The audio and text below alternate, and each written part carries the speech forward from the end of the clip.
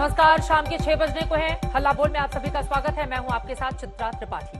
अब से कुछ ही देर पहले सरकार ने कोरोना वैक्सीन और कोविड के खिलाफ जंग से जुड़े सामानों पर जीएसटी घटाने का ऐलान किया है। बेशक फैसला राहत भरा है, बेशक तीसरी लहर की आहट के बीच इसे एक तैयारी के तौर पर देखा जा रहा है, लेकिन क्या अगर इसे दूसरी लहर के चरम पर इस तरह का फैसला लिया गया होता तो अच्छा नहीं होता? क्या सरकार ने बहुत देर नहीं कर दी?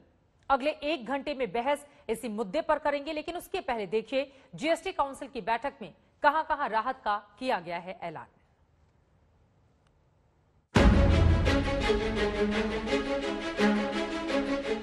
दिलों को झकझोर देने वाले इस मंजर को भला कौन भूल सकता है। महामारी की मार से तड़पते मरीज, ऑक्सीजन की कमी से दम तोड़ते बीमार। बेशक कोरोना की दूसरी लहर दिनों दिन सुस्त पड़ती जा रही है, रोजाना नए मामले कम होते जा रहे हैं, लेकिन कुछ दिनों पुराना वो वक्त अब भी डराता है जब जिंदगी बचाने के लिए जरूरी दवाओं और मेडिकल उपकरणों के लिए लोग मारे मारे फिरते थे। हालांकि सरकार ने अब कोरोना वैक्सीन और कोविड को हराने के लिए जरूरी सामानों पर जीएसटी को घटाने का ऐलान किया है। जीएसटी काउंसिल की 44वीं बैठक में कई अहम फैसले लिए गए। कोरोना वैक्सीन पर 5% जीएसटी बरकरार रहेगा। रेमडेसिविर दवा पर जीएसटी 12% से घटाकर अब 5% कर दिया गया है। Oxygen concentrators, ventilator, Covid testing kit और ऑक्सीमीटर पर भी जीएसटी 12% कम करके 5% कर दिया गया है। हैंड सैनिटाइजर और थर्मामीटर पर जीएसटी की दर 18% से कम करके 5% कर दी गई है। एम्बुलेंस पर जीएसटी रेट 28% से कम करके अब सिर्फ 12% हो गया है। तीसरी लहर के आने की आशंका से पहले सरकार का ये काफी अहम फैसला माना जा रहा है। There are 4 categories: medicines, oxygen generation equipments, testing kits and other machines. Fourth, other COVID-related relief material.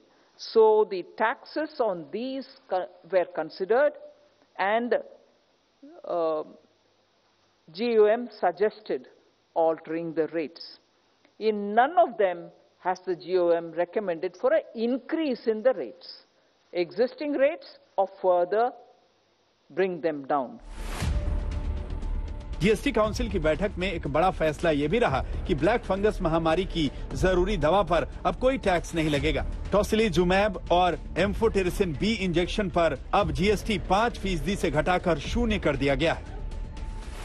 The electric furnaces which are used in the crematoriums, the GOM had recommended 12%.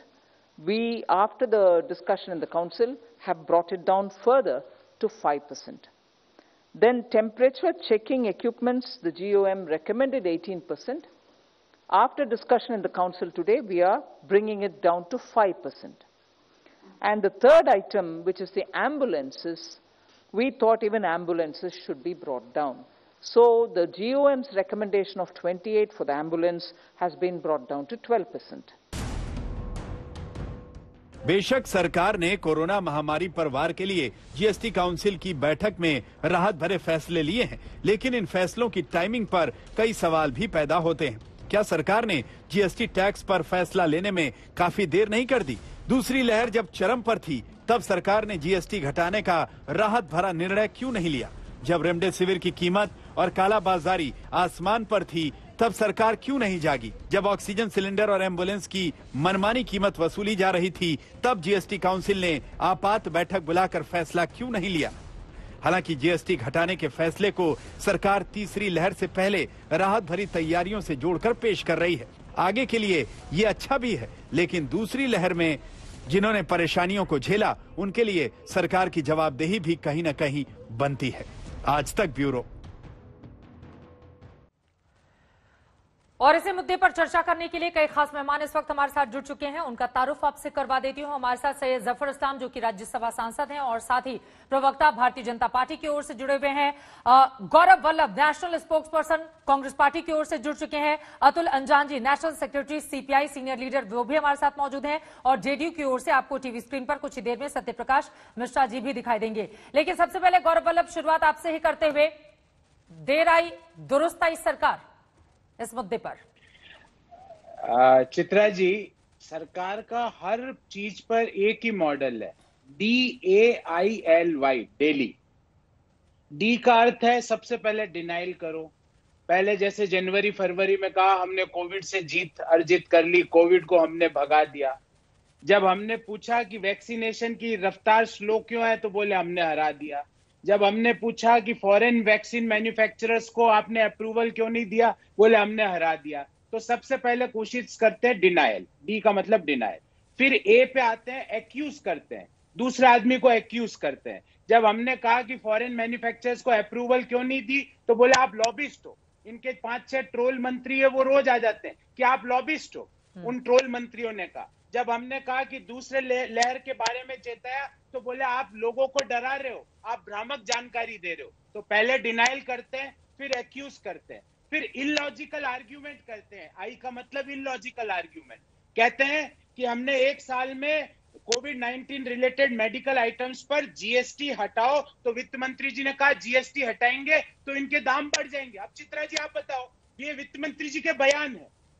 अभी 2-3 दिन पहले एक और मंत्री जी ने बताया कि सरसों के तेल के दाम इसलिए बढ़ रहे हैं क्योंकि मिलावट हमने कम कर दी। ये इनके आर्ग्यूमेंट है। तो पहले डिनायल, फिर एक्यूज, फिर इलॉजिकल आर्ग्यूमेंट, फिर लेट एक्सेप्टेंस। लेट एक्सेप्ट करते हैं। आज सबसे 15 महीने बाद आज जीएसटी कम करी है। मैं आपसे पूछता हूं चित्रा जी, इन 15 महीने में हमारा जो हमारे पास जो मोबाइल फोन आईफोन है, वो आईफोन पर हमारे ऊपर 18% जीएसटी लग रही थी और अब इसको एम्बुलेंसेस के ऊपर 28% लग रही थी। ये कौन सी बात हो गई? ये कौन से एक्सेप्टेंस है आपका? अब उसको घटाकर 12 कर दिया गया है। क्या हुआ? जी तो मैं आप बहुत ज्यादा डिस्टरबेंस आ रहा है, थोड़ा इसको कम करिए। चित्रा जी बहुत ज्यादा डिस्टरबेंस आ रहा है। तो मैंने पहले बताया डिनायल, ठीक है, फिर बताया एक्यूज, फिर बताया इलॉजिकल आर्ग्यूमेंट, फिर बताया लेट एक्सेप्टेंस। एक और लेट एक्सेप्टेंस बताता हूं। अब मानी ना हमारी बात कि सेंट्रलाइज्ड परचेज करनी है, सेंट्रलाइज्ड वैक्सीनेशन करनी है, फॉरेन मैन्युफैक्चरर्स को अप्रूव करने की बात भी मानी ना। ठीक है सर, कहां गए ट्रोल मंत्री जो कहते हैं? मैं इस पर जवाब ले लेती हूँ। लास्ट आप अपना जल्दी से कंप्लीट कर लीजिए। जी, वाई का अर्थ है यू सफर। वाई का अर्थ है यू सफर। इस कारण से क्या हुआ कि देश में मार्च 1 के बाद 2,05,692 लोगों ने अपनी जान कोविड से गंवा दी। तो ये डेली मॉडल से नुकसान हमको होता है। बिहार में एक एग्जांपल देता हूं, जून 7 तक कोरोना की टोटल डेथ थी 5,424 और जून 9 को हो जाती 9,429। सर फिर तो महाराष्ट्र ने भी अपने आंकड़े ठीक किए हैं। फिर से बहुत सारे दूसरे राज्यों का भी एग्जाम्पल है ना सर। अतुल अंजान जी, कम से कम तीसरी लहर के मद्देनजर तो ये एक महत्वपूर्ण फैसला है ना, कैसे देख रहे हैं आप इसको? देखिए चित्रा जी, तीसरी लहर है कि चौथी लहर है, हम लहरें ही गिनते रहेंगे समंदर के किनारे, या लहरों के साथ ये गंगा मैया में जो लाशें उभरी हैं, जो तैरती हुई चली गई, जिनके ऊपर कौवे बैठे और गिद्ध बैठ करके उनका मांस नोच रहे थे, उसको भी समझते? ये कोई तर्क है? इतने दिनों बाद आप जागे हैं, रोज मीटिंग करते हैं, रोज संघ की मीटिंग करते हैं, रोज मंत्रियों की मीटिंग होती है, जीएसटी की मीटिंग नहीं कर सकते थे? आपने गौर कीजिए, एक आदमी मर गया, उसकी बॉडी को लेकर, उसके पार्थिव शरीर को लेकर उसके परिवार के लोग अस्पताल से गांव जा रहे हैं, या गांव से शमशान घाट जा रहे हैं, या कब्रिस्तान जा रहे हैं। उस एम्बुलेंस पर आप 28% लूट रहे हैं। ये आपको समझ में? आप कफन पर भी टैक्स लेंगे, आप जीएसटी ले रहे थे और आप कह रहे हैं घटा दिया मैंने। ये कैसा लंगड़ा तर्क आप लेकर टहल रहे हैं? बड़े अच्छी बात है, अब आ गए हैं, 1 चम्मच चीनी नदी में डाल दी है, कुछ जीएसटी घसाट दिया है, तो आप कह रहे हैं कि पूरी नदी का पानी मीठा हो गया। आपने अकेले सैनिटाइजर से, मैंने जब पहली लहर हुई थी तभी मैंने मांग की थी भारतीय कम्युनिस्ट पार्टी की तरफ से कि सैनिटाइजर के ऊपर 0 जीएसटी हो, और तब से लेकर पिछले 1 साल में सरकारी सूत्रों के अनुसार 1,46,000 करोड़ रुपए के खाली सैनिटाइजर बिक गए, जिसकी सरकार को जानकारी है। ये किसने लूटे ये पैसे? ये जीएसटी से आप अपने देश की अपने पैसे भर करके आप देश के बहुराष्ट्रीय कंपनियों को दे रहे हैं, और देश के बड़े बड़े इजारेदार घरानों को, बैंकों को, सार्वजनिक क्षेत्र के बैंकों को लुटवाकर विदेश जाने के लिए दे रहे हैं, और जीएसटी से भरपाई कर रहे हैं। आप मौत का व्यापार कर रहे हैं। आप आप बताइए 5-5, 10-10, 7-7, 8-8 हजार रुपए के ऑक्सीमीटर बिक गए। आप ये बताइए 2-2 लाख के चंडीगढ़ में रेमडेसिविर इंजेक्शन बिक गए। आप खामोश बैठे हैं और आप कह रहे हैं कि हमने अब कर दिया, तो लोग आरोप लगा रहे हैं। आरोप लगाने का वक्त नहीं है। प्रधानमंत्री जी, निर्मला सीतारमण जी आपसे कहे नहीं कुछ, क्योंकि प्रधानमंत्री ने सारी चीजें अपने हाथ ले रखी हैं। मंत्री तो ढक्कन हो गए हैं और इसीलिए आज कई मंत्रियों ने कहा कि हमारे को डिपार्टमेंट ले लीजिए, हमारे पास कोई काम नहीं है। जब सब काम पीएमओ से ही हो रहा है तो हमें क्या जरूरत है काम करने की। ऐसी स्थिति में किस मंत्री ने कहा जीएसटी कुछ घटाया गया है, लेकिन मैं फिर आपसे कह, हाँ, किस मंत्री ने कहा है कि हमसे हमारा मंत्रालय ले लीजिए? बयान सुनिए, चित्र। मैं अब नाम लेकर के किसी को संकट में नहीं डालना चाहता। मैं बहुत दिनों से राजनीति कर रहा हूं, बड़ी जिम्मेदारी से कह रहा हूं, और इसीलिए आप देखिएगा कि मंत्रिमंडल में फेरबदल किया जा रहा है। ये फेरबदल आज क्यों हो रहा है? ये पहले होना चाहिए था, काम नहीं था। आप ये बताइए ना, एक डिपार्टमेंट है ये वैक्सीन के बारे में, एक डिपार्टमेंट है।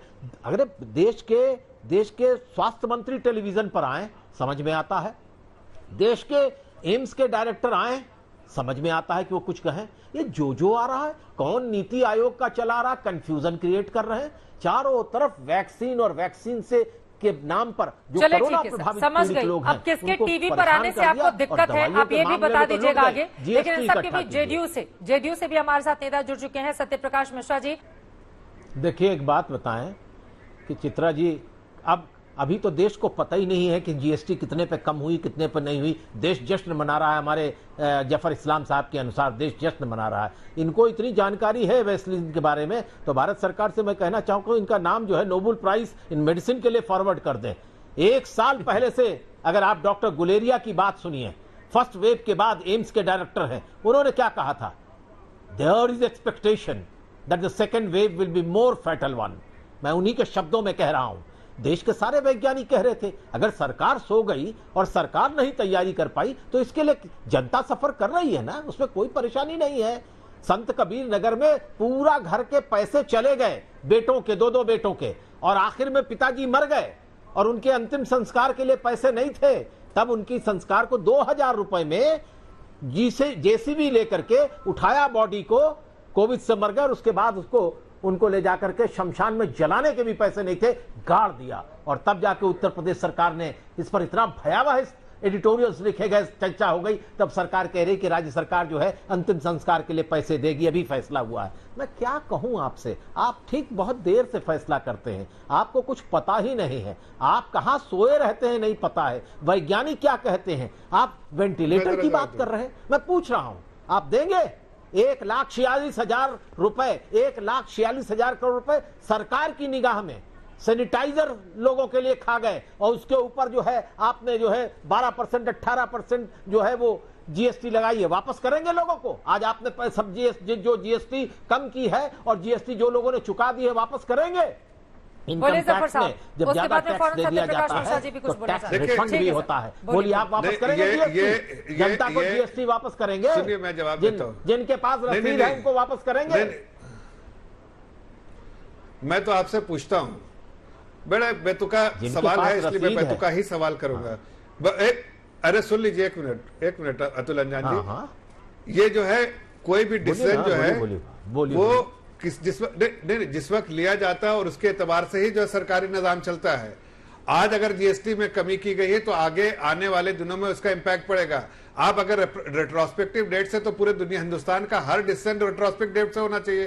तो उसी हिसाब से मैं पूछता हूं कि जो आपके बड़े बड़े जो लीडर जो है, जिनका जाके पार्लियामेंट में देखिए जो क्लेम है, आपको हैरान हो जाएगा। आप जो है, आपका जो है नजर आके आपकी झुक जाएंगी जिस तरह से वो क्लेम करते हैं, और जो सब फर्जी क्लेम करते हैं, मैं आपको बता रहा हूं, और वो सब लेफ्ट के लोग होते हैं जो कि फर्जी क्लेम करते हैं पार्लियामेंट में। अगर उसकी जानकारी आपको है और नहीं है तो अपने लोगों से जानकारी कीजिए कितना फर्जी क्लेम कर रहे हैं। जाते वाते कहीं ने फ्रॉड क्लेम किया था अटल बिहारी वाजपेयी के आपके जैसे लोगों को, आप जैसे लोगों को सिर्फ राजनीति आती है। राजनीति, अरे छोड़िए, बात कर मैं रहे हैं, आपको लेफ्ट और सच्चाई राइट बता कर रहा रहे हूं, हैं। आईना बात दिखाओ हो तो रही है आपको GST परेशानी हो पे जाती है, पहुंच जल गए जाते हैं आप। बातें कर नहीं रहे नहीं, हैं आईना लेफ्ट पर। दिखाओ, आप क्या दिखाया बात करेंगे? आईना क्या देखिए करेंगे? सरकारी आपको आईना निजाम के बारे में दिखाई कह नहीं रहे दे रहा। लाशें गंगा आपको पर आईना तैर दिखाया रही तो हैं। बहुत मां आप गंगा चिल्लाते ने हैं। मुझे अरे बुलाया है, दुनिया मां को गंगा ने दुनिया मुझे को बुलाया, राजनीति मत लाशें कीजिए, तैर हर रही समय हैं। राजनीति आप करनी बात है। कर रहे हैं, एक फ्रॉड की बात कर रहे हैं, राजनीति करने का जज्बात समय एक नहीं है। मिनट की हम राजनीति अपनी बात कर रहे हैं। ठीक है सर, समझने में आ रही है।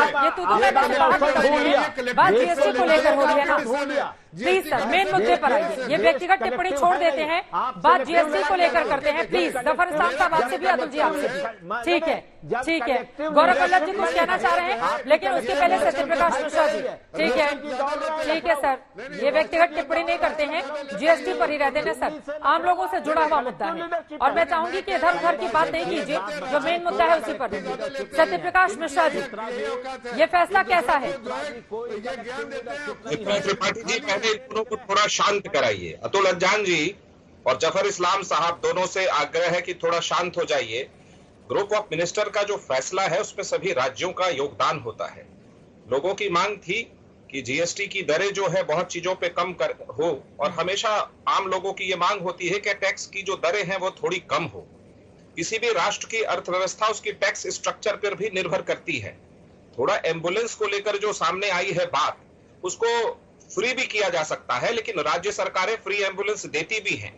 एक बहुत पहले योजना थी दिल्ली सरकार की कि जिसका सरकारी अस्पताल में इलाज नहीं हो पाएगा उसको दिल्ली सरकार फ्री में प्राइवेट अस्पतालों में इलाज देगी। आखिर केजरीवाल सरकार की उस योजना का क्या हुआ, इस पर अतुल अंजान जी कभी कोई सवाल नहीं पूछेंगे। यूपीए 1 में अतुल अंजान जी की पार्टी समर्थन दे रही थी मनमोहन सिंह जी की पार्टी को। जेनेरिक ड्रग्स का दाम क्यों बढ़ा ये अतुल अंजान जी कभी नहीं बताएंगे। तो राष्ट्र की जो अर्थव्यवस्था है और उसकी जो मौजूदा परिस्थिति है उसमें कोई फैसला यदि सकारात्मक आया है कि टोसिजुमैब दवाई पर से डील कर दिया गया, रेमडेसिविर का 12% से घटाकर 5% कर दिया गया। 8,000 कैसे मर गए कोविड में एक दिन में? आप रुकिए, उसका जवाब देंगे। महामारी के वक्त 8,000 लोग कैसे मर गए? महामारी के वक्त आप राजनीति करेंगे अतुल अंजान जी, ये मुझे पता है। आपका इतिहास है कि आप उस विपरीत परिस्थिति में राजनीतिक ओछी राजनीति महामारी के करते वक्त आए आप हैं। सोते रहेंगे।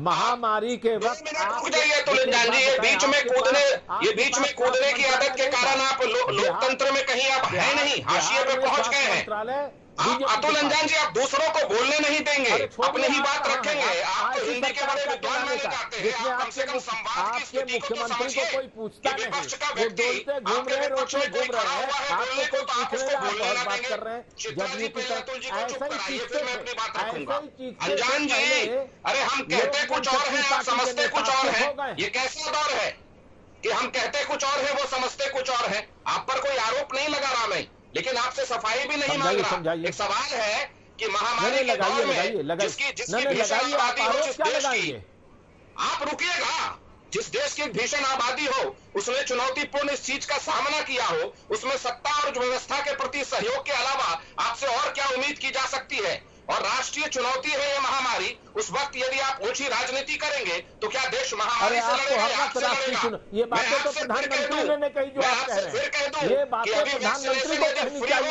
ये कहां जदयू से आ गया?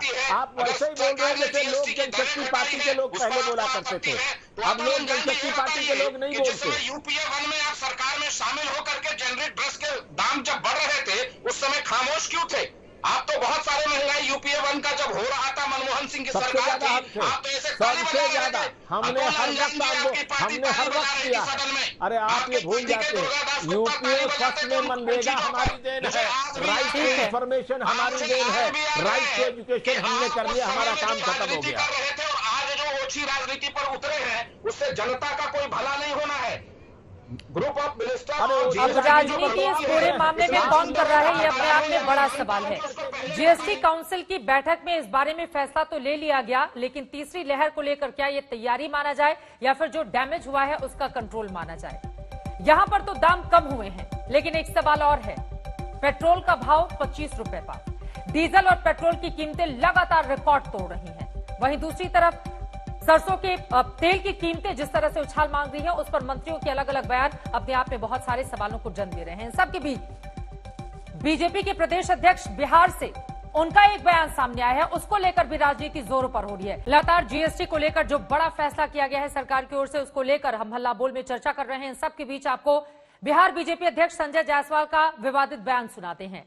उनकी ओर से कहा गया है कि डॉक्टर कोरोना के बारे में उतना ही जानते हैं जितना सोनिया गांधी हिंदी।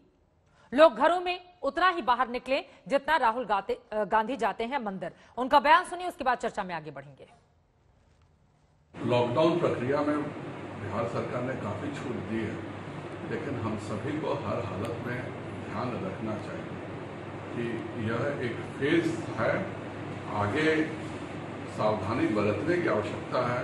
मैं सभी से अनुरोध करूंगा कि कृपया कर आप उतना ही बाहर निकलें जितना राहुल गांधी मंदिर जाते हैं, उतने ही मास्क का प्रयोग करें जितना योगी आदित्यनाथ जी भगवा वस्त्र पहनते हैं। और क्योंकि सबसे बड़ा कारण यह है कि डॉक्टर उतना ही इस बीमारी के बारे में जानते हैं जितना सोनिया गांधी जी हिंदी जानते हैं, इसलिए वैक्सीन जरूर लगाएं और प्रोटेक्शन जरूर करें। जब स्थिति इतनी गंभीर हो तो जिम्मेदार पद पर बैठे हुए व्यक्ति का इस तरह का बयान, डॉक्टर कोरोना के बारे में उतना ही जानते हैं जितना कि सोनिया गांधी हिंदी। जफर इस्लाम साहब, गौरव मैं फौरन आपके पास आऊंगी, लेकिन जफर साहब 719 लोगों की कोरोना की दूसरी लहर में जान गई है। सबसे ज्यादा जान गंवाने वाले डॉक्टर्स बिहार के हैं, 111 उनका आंकड़ा है, और आपके वहां के प्रदेश अध्यक्ष इस तरह का बयान देते हैं। देखिए, जिम्मेदारी से बयान तो देना ही चाहिए। अगर आप एक बड़े लीडर है तो आपकी जिम्मेदारी भी उतना ही समाज के प्रति है। मुझे लगता है कि उन्होंने जो कहने की कोशिश की है उसमें कहीं शायद वो ठीक से कह नहीं पाए, लेकिन अगर आप उनका पूरा बयान शुरू से आखिर तक सुनाया जो आपने, उससे साफ समझता है कि वो लोगों को ये ताकीद कर रहे हैं कि आप इस कोरोना को हल्के में मत लीजिए, कोरोना से लड़ाई कीजिए और लड़ाई करने के लिए सारी चीजों का ध्यान रखिए कि आपको कितना कमिटमेंट जरूरत थी। ये तो किस तरह का कमेंट है कि डॉक्टर्स कोरोना के बारे में उतना जानते हैं जितना सोनिया गांधी हिंदी। डॉक्टर्स जिन्होंने लाखों लाख लोगों की जिंदगी को बचाया है सर, अपने जीवन को खतरे में डालकर, उनको लेकर इस तरह का हल्का बयान। चित्रा जी, मैं वही बोल नहीं, चित्रा जी मैं ये कह रहा हूं कि उन्होंने तो योगी आदित्यनाथ जी के बारे में कहा, उन्होंने कहा जितना वो गिरवा पहनते हैं मतलब वो उतना ही मास्क पहनना चाहिए। बेसिकली उनका कहने का मतलब था कि आप कितना वो सेंसिटाइज कर रहे हैं समाज को, और जाहिर है कि कुछ चीजें उनको इस संदर्भ में ना कहते तो बेहतर होता है, लेकिन उनका कहने का जो मतलब है वो आपके सामने है कि लोगों को कह रहे हैं कि भाई आपको कितनी ज्यादा जरूरत है, वो एक मिसाल देने की कोशिश कर रहे हैं। लेकिन मैं आपको एक बात कहना चाहता हूं, हमारी पार्टी, हमारी सरकार, नहीं एक 10 सेकंड हमारी, एक सेकंड 10, हमारी पार्टी, हमारी सरकार और हमारे पूरी टीम ये इस बात को बराबर पहचानती है कि जो डॉक्टर्स का कंट्रीब्यूशन है वो आपने आदरणीय प्रधानमंत्री जी ने एक बार नहीं 1000 बार कहा, उनका कंट्रीब्यूशन अनमैच्ड है, इसलिए उनके प्रति कोई ऐसी बातें नहीं कहनी चाहिए। मैं आपको समझाइए ना, इस तरह का बड़बोला बयान क्यों देते हैं गौरव वल्लभ जी? बयान को गलत तरीके से, गलत संदर्भ में समझा गया। मैं चित्रा जी ये कहना चाहूंगा कि भाजपा के सारे नेता डॉक्टरों के बारे में उतना ही बोले जितनी प्रधानमंत्री जी ने 7 साल में प्रेस वार्ता की, उससे ज्यादा ना बोले। मैं ये पूछना चाहता हूं कि क्यों प्रधानमंत्री जी उनके खिलाफ एक्शन नहीं लेते जो डॉक्टरों का अपमान कर रहे हैं। अभी 10-15 दिन पहले बाबा जी ने, रामदेव जी ने डॉक्टरों के बारे में किस अपमान के शब्द बोले। क्यों हेल्थ मिनिस्टर साहब ने उनके बुला के ये नहीं पूछा कि तुम्हारी हिम्मत कैसे हो गई डॉक्टरों के बारे में, फ्रंट लाइन वॉरियर्स के बारे में ऐसा बोलने के लिए? तुम्हारी हिम्मत कैसे हो गई कि हमारे देशी वैक्सीन के मजाक उड़ाने के लिए? इतनी हिम्मत कहां से लाए? वो वहां खुल्लम खुल्ला बोल रहे किसी के बाप में इतनी ताकत नहीं है। इतनी हिम्मत कहां से आ रही है? ये सब षड्यंत्र है डॉक्टरों को अपमानित करने का।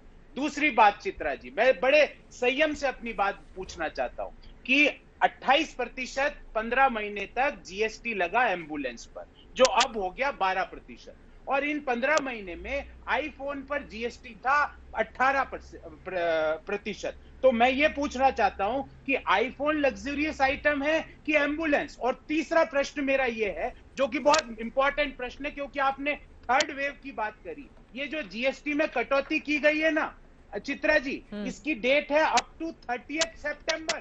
थर्ड वेव तो 30 सितंबर के बाद आएगी। ये बहुत देर कर दी हुजूर, आते आते नहीं, अभी तक तो हुजूर पहुंचे ही नहीं है। क्योंकि ये 30 सितंबर तक है। ये मेरे पास नोटिफिकेशन है, बिल्कुल, इसमें लिखा हुआ है 30 these rates are applicable up to 30 सितंबर। क्या चित्रा जी, मेरा सवाल है कि क्या ऑक्सीजन वेंटिलेटर हम हमारे ड्राइंग रूम में सजाने के लिए रखते हैं या मरीज के ऊपर रखते हैं? या रेमडेसिविर हम पहले फ्रिज में सजाने के लिए रखते हैं कि मरीज के ऊपर लगाते हैं? क्यों ये 0% नहीं करते वैक्सीन के ऊपर? क्यों 0% नहीं करते टेम्परेचर चेकिंग इक्विपमेंट पर? क्यों 0% नहीं करते सैनिटाइजर्स पर?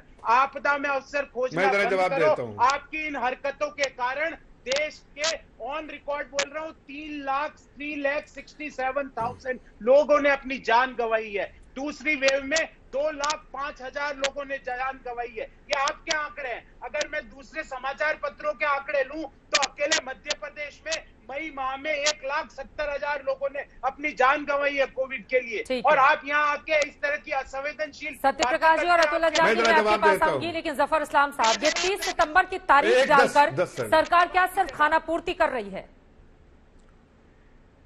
देखिए, जो आंकड़े कह रहे हैं उसी तरह से जैसे राहुल गांधी जी ने कहा था कि आलू डालिए सोना निकल जाएगा, मतलब झूठ बोलने का हद है। सरकारी आंकड़े सच आंकड़े। अरे भाई सुनिए, अरे राहुल गांधी ने दुनिया को कहा था हर जगह गूगल करके देख लो भाई, गूगल करके देख भाई, अरे गूगल करके देख लीजिए।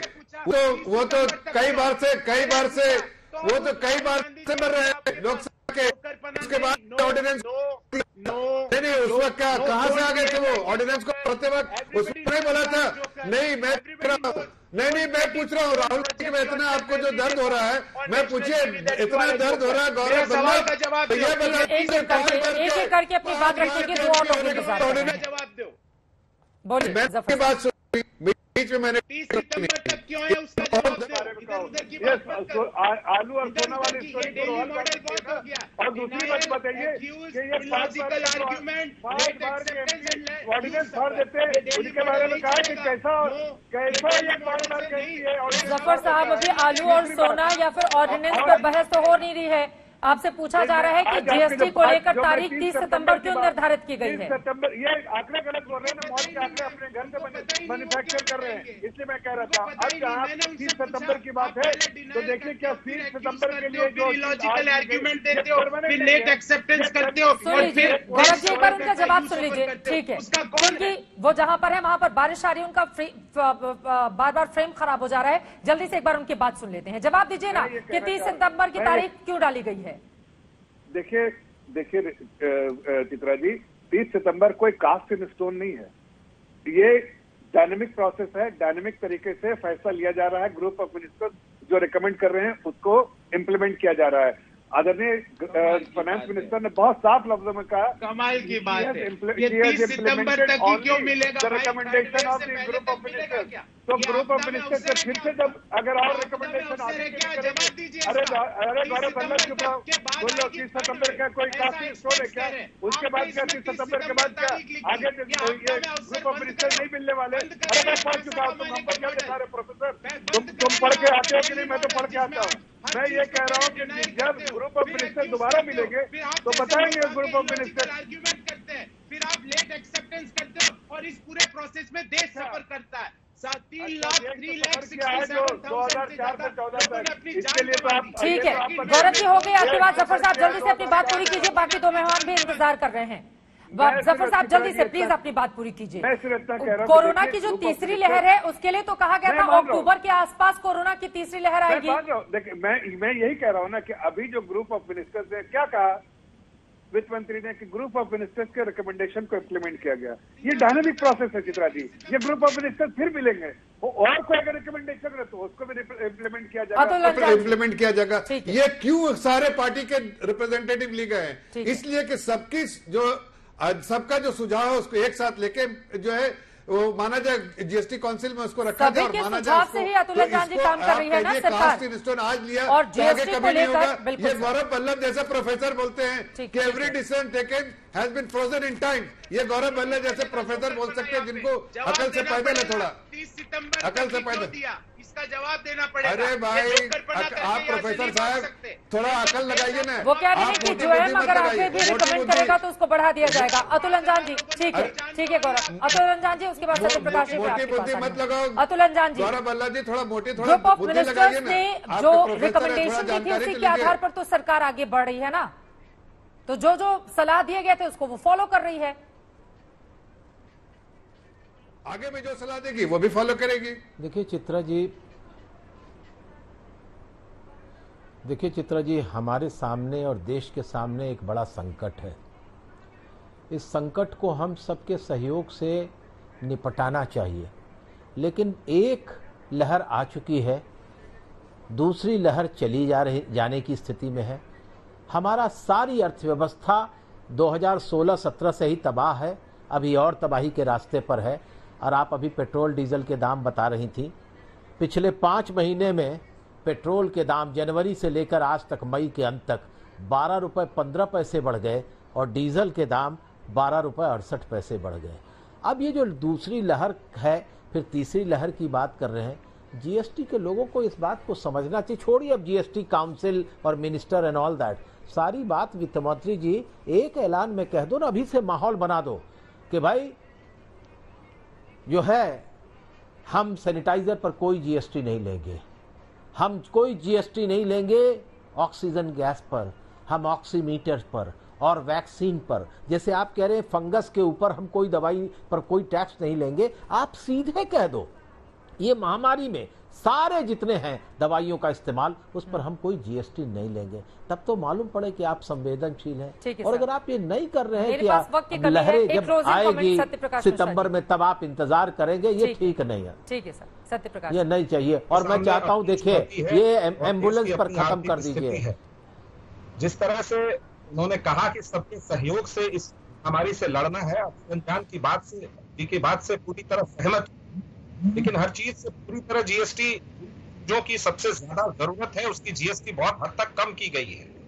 दूसरा एक सवाल मैं कहना चाहता था कि गौरव वल्लभ जी पता नहीं उस समय राजनीति में थे या ना थे, जब एम्स के डायरेक्टर को इनके मंत्री संसद में विधेयक लाकर हटा रहे थे, उस दिन आप डॉक्टर का अपमान नहीं कर रहे थे क्या? और उस डॉक्टर ने इंदिरा गांधी का इलाज किया था। गौरव वल्लभ को शायद ये याद नहीं होगा, प्रोफेसर है वो। दूसरी बात कह दूं कि भारत में किसी भी डॉक्टर का कभी कोई अपमान करे ये बिल्कुल बर्दाश्त योग्य नहीं है। डॉक्टर कोरोना के बारे में बिल्कुल जानते हैं, लेकिन उसकी दवाई अभी नहीं है और डॉक्टर ही सबको बचा रहे हैं। इसलिए डॉक्टर के प्रति कोई अपमान कोई करे वो निंदाजनक है, उसकी कोई जगह राजनीति और सामाजिक जीवन में बिल्कुल नहीं होनी चाहिए, ये ठीक नहीं है। मैं इस पर इतना ही कहना चाहूंगा। ठीक है सर, वक्त की कमी है। आप तमाम लोगों का बहुत शुक्रिया हमारे साथ चर्चा में शामिल होने के लिए। यकीनन डॉक्टर्स का अपमान, कोई भी ऐसे शब्द नहीं कहे जाने चाहिए जिससे लगे कि उनका अपमान हो रहा हो, क्योंकि डॉक्टर्स अपनी जिंदगी को खतरे में डालकर लोगों का इलाज कर रहे हैं। लेकिन इन सब के बीच महंगाई की मार से आम जनता त्रस्त है, उस पर जीएसटी कम करके कोरोना के मामलों में थोड़ी राहत देने की कोशिश सरकार की ओर से जरूर की गई है। लेकिन क्या ये ऊंट के मुंह में जीरा है?